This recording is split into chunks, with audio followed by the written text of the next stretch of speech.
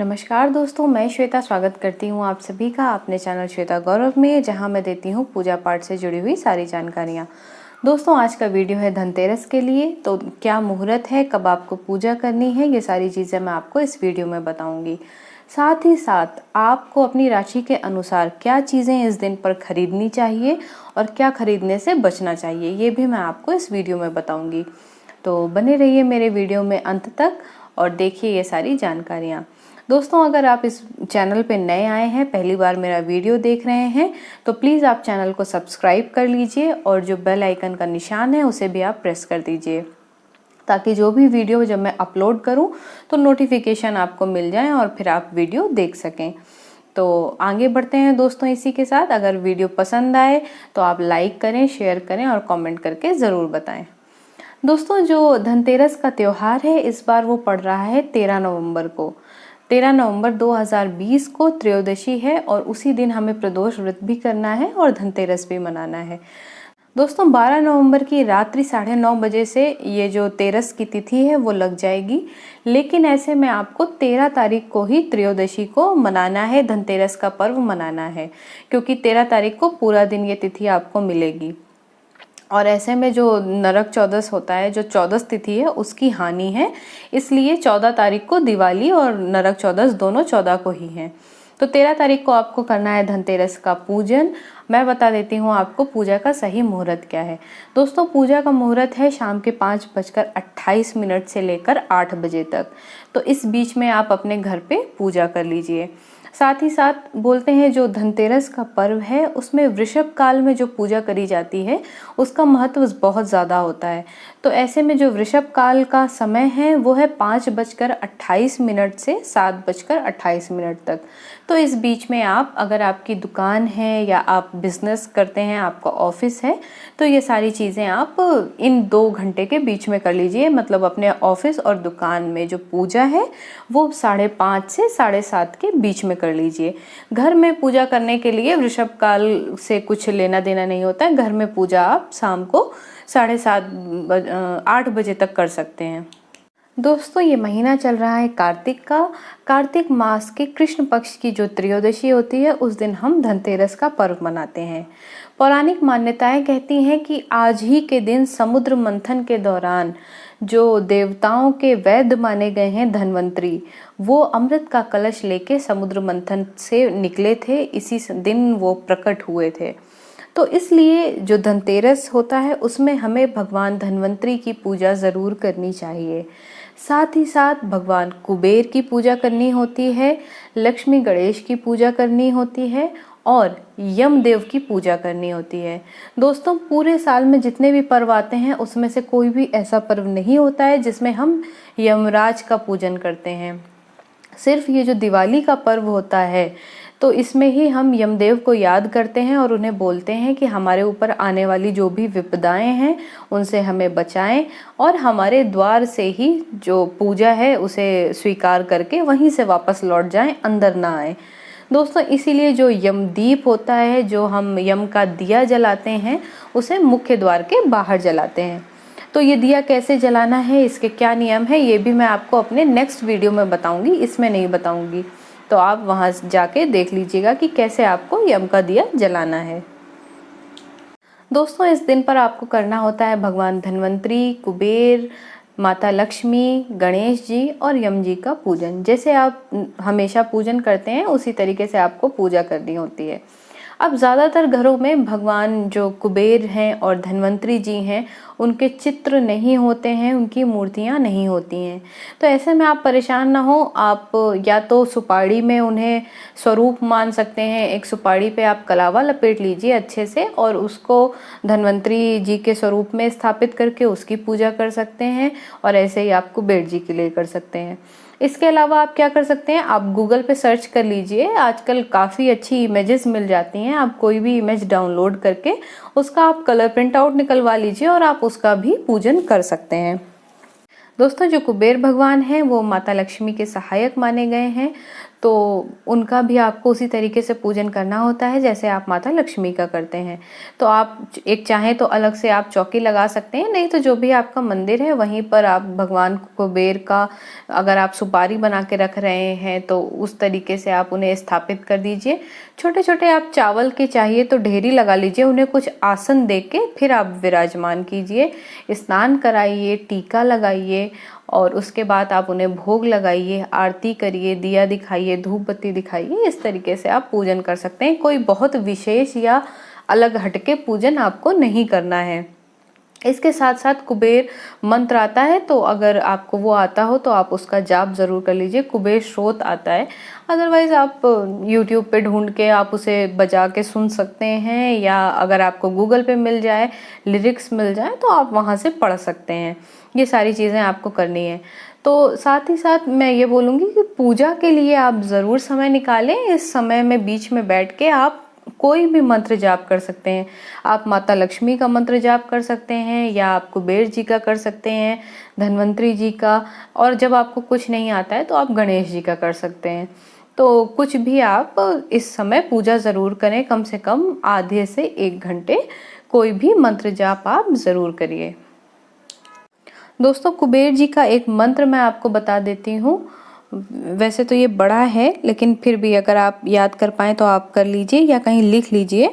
ओम यक्षाय कुबेराय वैष्णवाय धन धान्य द्विपतये धन धान्य समृद्धि में देहि दापय स्वाहा। मैं इसे डिस्क्रिप्शन बॉक्स में भी आपको लिखकर दे दूंगी। तो ये मंत्र आप पढ़ सकते हैं। अगर ज़्यादा नहीं पढ़ सकते, 108 बार नहीं पढ़ सकते, तो आप 5 या 11 बार भी पढ़ लीजिए, ठीक है। और इसके अलावा जो आपको धनतेरस की पूजा में करना है वो श्री यंत्र का पूजन ज़रूर करना है। दोस्तों, अगर आपके पास श्री यंत्र नहीं है तो धनतेरस का दिन बहुत उत्तम होता है श्री यंत्र को लाने का, पूजा करके उसे मंत्रोच्चार करके स्थापित करने का। क्योंकि जो धनतेरस थी उसी दिन श्री यंत्र का निर्माण हुआ था, और जो बृहस्पति देव हैं, जो गुरुदेव हैं देवताओं के, उन्होंने इस मंत्र का निर्माण किया था। हुआ ऐसा था कि माता लक्ष्मी नाराज होकर बैकुंठ धाम छोड़ के चली गई थी, और उनके अभाव में बहुत ज़्यादा समस्या आने लगी थी। क्योंकि लक्ष्मी ही आपका जो जीवन है वो चलाने में सहायक होती है। जब लक्ष्मी ही नहीं तो जीवन कैसे चलेगा। तो ऐसे में जब लक्ष्मी माता वापस नहीं आई, सारे देवताओं ने फिर गुरुदेव से पूछा था, तो जो गुरु बृहस्पति थे उन्होंने फिर श्री यंत्र का निर्माण किया था। और जैसे ही फिर कहते हैं श्री यंत्र का पूजन किया गया, वैसे ही माता लक्ष्मी दौड़ी दौड़ी बैकुंठ धाम वापस आ गई। तो ऐसे में जो धनतेरस है उस दिन पे अगर आपके पास श्री यंत्र नहीं है तो आप ला भी सकते हैं, बहुत अच्छा होता है। अगर आपके पास पहले से है तो आप इस दिन पर उसे निकाल के, अगर आपने कहीं तिजोरी वगैरह में रखा हुआ है तो आप उसे निकाल के उसको आप पूजा ज़रूर करिए। अगर मंदिर में रखा हुआ है तो वैसे ही आप रख के उसकी पूजा ज़रूर करिए। तो श्री यंत्र की पूजा भी आपको करनी है। तो दोस्तों, आइए अब बात कर लेते हैं सबसे ज़रूरी चीज़ की, जो धनतेरस पे सभी लोग बहुत शौक से करते हैं, वो होती है खरीदारी।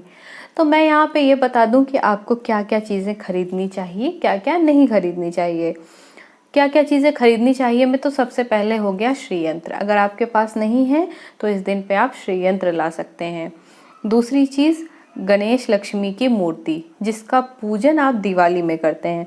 दोस्तों, धनतेरस के दिन पे गणेश लक्ष्मी जी को लाना भी बहुत अच्छा माना जाता है, बहुत अच्छा संकेत होता है। तो आप गणेश लक्ष्मी की मूर्ति ला सकते हैं। तीसरी चीज़ें जो भी दिवाली में हम इस्तेमाल करते हैं, यानी लैया हुई, खीले, गट्टे, ये सारी चीज़ें भी अगर आप धनतेरस के दिन लाते हैं तो बहुत उत्तम माना गया है। इसके साथ ही साथ सोना चांदी हम खरीदते हैं, और ये सारी चीज़ें तो आप खरीद ही सकते हैं। इसके अलावा आपको 2 झाड़ू ज़रूर लानी चाहिए धनतेरस के दिन पे, और जो उनका बांध, जहाँ से झाड़ू शुरू होती है वहाँ पे आप उस दिन 2 फेरे कम से कम कलावा के लपेट दीजिए झाड़ू के। झाड़ू अपने मंदिर के अंदर नहीं तो कम से कम बाहर ही, लेकिन वहीं पे रख लीजिए, और उसमें भी आप टीका लगा के विधिवत उसकी पूजा कीजिए। दोस्तों, झाड़ू जो होती है वो भी वो माँ लक्ष्मी का ही स्वरूप मानी गई है, माँ लक्ष्मी की कृपा बरसाने वाली मानी गई है। तो आप झाड़ू जो है वो ज़रूर, 2 झाड़ुएं आपको लानी है, एक नहीं लानी है। तो 2 झाड़ू आप धनतेरस के दिन लाएं और शाम को जब आप पूजा करेंगे सभी देवताओं को स्थापित करके, तो आप उस झाड़ू की भी पूजा ज़रूर करिए। अब बात कर लेते हैं कि क्या आपको नहीं खरीदना चाहिए। दोस्तों, इस दिन पे लोहे की चीज़ें नहीं लेनी चाहिए। इसके अलावा शीशे से बनी हुई चीज़ें या कई बार हम लोग ले आते हैं शो पीस जो शीशे से बने हैं, वो सारी चीज़ें हमें धनतेरस पे नहीं खरीदनी चाहिए। इसके अलावा काले रंग की कोई भी चीज़, चाहे वो कपड़ा हो या कुछ भी जो काला हो, वो हमें नहीं लेना चाहिए। और दोस्तों, लोहे की वजह से कहते हैं कि स्टील के भी बर्तन हमें नहीं खरीदने चाहिए, क्योंकि स्टील भी एक तरीके से लोहे का ही रूप है जिसे थोड़ा सा मॉडिफाई कर दिया गया है। तो अगर आपके यहाँ परंपरा ही है कि आपको स्टील लानी है तो ही आप लाइए, अदरवाइज आप इस दिन पे स्टील मत लाइए, क्योंकि वो भी एक तरीके से सच में देखा जाए तो लोहे का ही रूप है। तो ये सारी चीज़ें आपको नहीं करनी है। तो आइए दोस्तों, अब बात कर लेते हैं राशि के अनुसार आपको धनतेरस के दिन क्या चीज़ें खरीदनी है और क्या नहीं खरीदनी है। आई होप आप लोग भी अभी तक इंतज़ार कर रहे होंगे कि कब राशिफल के हिसाब से आपको पता चलेगा। तो सबसे पहले बात कर लेते हैं मेष राशि की। मेष राशि वालों को सबसे उत्तम धातु जो इस दिन पे है, जो वो खरीद सकते हैं, वो है पीतल। पीतल उनके लिए बहुत शुभकारी है, तो पीतल खरीद सकते हैं। इसके साथ ही साथ सोना चांदी भी खरीद सकते हैं। दोस्तों, जो मेष राशि वाले लोग हैं, अगर वो कोई ज़मीन जायदाद जैसी चीज़ों का सौदा करने वाले हैं तो इस दिन पे करें, अति उत्तम रहेगा। तो ये थी मेष राशि। दूसरी राशि है वृषभ। वृषभ राशि वालों को विशेषकर जो लाभदायी होगा वो है चांदी। अगर वो चांदी खरीदते हैं तो बहुत उनके लिए शुभकारी होगा। इसके अलावा जो वो खरीद सकते हैं वो है वाहन और ज़मीन जायदाद जैसी चीज़ें, वो भी खरीद सकते हैं। तीसरी राशि है मिथुन। दोस्तों, मिथुन राशि वालों को जो खरीदना है वो है तांबा। तांबा उनके लिए जो धातु है वो बहुत अच्छी है, तो अगर तांबे का आप कोई भी चीज़ खरीदें, कुछ भी खरीद सकते हैं, तो वो बहुत ही अच्छा होगा। उसके अलावा आप इलेक्ट्रॉनिक गुड्स खरीद सकते हैं। इलेक्ट्रॉनिक गुड्स में तो बहुत सारी चीज़ें आ जाती हैं, तो मिथुन राशि वाले कोई भी इलेक्ट्रॉनिक गुड्स भी खरीद सकते हैं, वो भी उनके लिए श्रेयस्कर रहेगा। अब बात कर लेते हैं कर्क राशि की। दोस्तों, कर्क राशि वालों को चांदी खरीदना बहुत शुभकारी है। अगर आपकी कर्क राशि है तो आप चांदी ज़रूर खरीदिए, और चांदी के आपको आभूषण नहीं खरीदने हैं। चांदी का या तो आप सिक्का खरीदिए या प्योर जो चांदी का फॉर्म आपको मिले, प्योर सिल्वर मिले, वो आप खरीदिए। आभूषण नहीं खरीदना है आपको। तो कर्क राशि वाले चांदी ले सकते हैं। इसके साथ ही साथ जो दूसरी चीज़ बहुत श्रेयस्कर है वो है शेयर मार्केट में निवेश। तो आप अगर हो सके तो आप इस दिन पे कोई शेयर मार्केट में आप निवेश कर लीजिए, कोई शेयर खरीद लीजिए। तो ये है कर्क राशि के लिए। उसके बाद अब नेक्स्ट राशि जो है वो है सिंह। सिंह राशि वालों के लिए सबसे अच्छी जो धातु है वो है तांबा। तांबे का आप कुछ भी इस दिन पर खरीद सकते हैं। इसके अलावा आप फर्नीचर ले सकते हैं, शेयर मार्केट में इन्वेस्ट कर सकते हैं, सोना भी खरीद सकते हैं। दोस्तों, सोना और तांबा दोनों ही सिंह राशि वाले जातकों के लिए अच्छा है। इसके अलावा फर्नीचर आपको लेना है। फर्नीचर जो आप लाएंगे वो किसी भी मेटल का नहीं होना चाहिए, लकड़ी का ही होना चाहिए अगर आप खरीद रहे हैं तो धनतेरस पे। तो अगर आप धनतेरस पे फर्नीचर खरीदने का प्लान कर रहे हैं तो आपको लकड़ी का खरीदना है सिंह राशि को। तो अब बात कर लेते हैं कन्या राशि की। अगली राशि है कन्या। तो कन्या राशि वालों के लिए सबसे अच्छा है धातु में चांदी खरीदना। आप चांदी में इन्वेस्ट कर सकते हैं, खरीद सकते हैं। आप आभूषण ले सकते हैं चांदी के, या कोई भी सिक्का ले सकते हैं। इसके अलावा जो अच्छी चीज़ है वो है इलेक्ट्रॉनिक गुड्स। आप इलेक्ट्रॉनिक गुड्स में ज़रूर इन्वेस्ट कर सकते हैं, आप खरीद सकते हैं। इसके अलावा वाहन ले सकते हैं। कन्या राशि वालों के लिए वाहन लेना बहुत शुभकर है अगर वो धनतेरस पे ले रहे हैं तो ये थी कन्या राशि। अब बात कर लेते हैं अगली राशि की, जो कि है तुला। तुला राशि वालों के लिए जो सबसे अच्छे धातु है वो है चांदी। आप चांदी ज़रूर खरीदें। आपको चांदी का सिक्का अगर आप खरीदना चाहें सिक्का खरीद सकते हैं, आभूषण लेना चाहें आभूषण ले सकते हैं। तो चांदी खरीदनी है तुला राशि वालों को। साथ ही साथ दूसरी जो सबसे अच्छी चीज़ है वो है शेयर मार्केट। शेयर मार्केट में आप निवेश कर सकते हैं धनतेरस के दिन पे, और फिर आगे वो इन्वेस्टमेंट ज़रूर आपको फलीभूत होगी। इसके अलावा तुला राशि वालों को एक चीज़ से बचना है, वो है वाहन की खरीद। यानी भूल कर भी धनतेरस के दिन पे तुला राशि वाले जातकों को वाहन नहीं खरीदना है किसी भी प्रकार का, तो इस बात का आप ध्यान ज़रूर रखें। दोस्तों, अगली राशि है वृश्चिक, और वृश्चिक राशि वालों के लिए सबसे अच्छी जो धातु है वो है सोना। वृश्चिक राशि के जातक सोना ज़रूर खरीदें धनतेरस के दिन पे। इसके अलावा चांदी ले सकते हैं। इसके अलावा वो कहीं भी निवेश कर सकते हैं, यानी धनतेरस के दिन आप कहीं पे भी किसी भी तरीके का फिक्स डिपॉजिट ले सकते हैं, या आप शेयर मार्केट में निवेश कर सकते हैं। निवेश के लिए अति उत्तम दिन है धनतेरस वृश्चिक राशि वालों के लिए। अगली राशि है धनु। तो धनु राशि के जातकों के लिए जो सबसे अच्छी खरीदने की चीज़ है वो है इलेक्ट्रॉनिक गुड्स। इलेक्ट्रॉनिक गुड्स आप धनतेरस के दिन पे ज़रूर खरीदें। इसके अलावा जो आप खरीद सकते हैं वो है सोना, और साथ ही साथ जो आप ले सकते हैं वो है वाहन। यानी इलेक्ट्रॉनिक गुड्स, वाहन, दोनों ही चीज़ें आपके लिए बहुत अच्छी हैं। और साथ में अगर आपको कुछ आभूषण खरीदने हैं तो आप सोने के आभूषण लें। और अगली राशि है दोस्तों मकर राशि। मकर राशि वाले चांदी खरीद सकते हैं। अगर कोई ज़मीन का उनका सौदा है तो ज़मीन का सौदा फाइनल कर दीजिए, ज़मीन खरीद लीजिए उस दिन पे। बेचिए नहीं, खरीदिए, ये बात आप ध्यान रखिए। हर राशि वालों को इस दिन पे कोई भी चीज़ बेचनी नहीं है, खरीदनी है।